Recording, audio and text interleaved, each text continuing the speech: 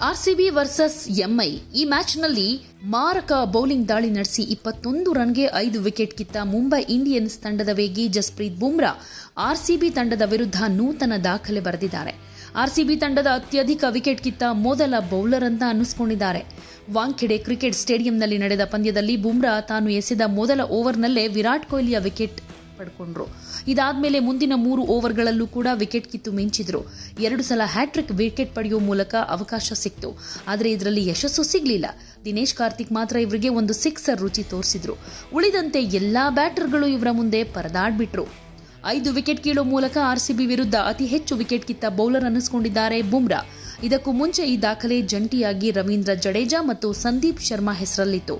RCB ವಿರುದ್ಧ ಅತ್ಯಧಿಕ wicket ಕಿತ್ತ ಬೌಲರ್ಗಳು ಯಾರ್ಯಾರು ಗೊತ್ತಾ? ಜಸ್ಪ್ರೀತ್ ಬುಮ್ರಾ ಇಲ್ಲಿ ತನಕ 29 ವಿಕೆಟ್ ಕಿತ್ತಿದ್ದಾರೆ.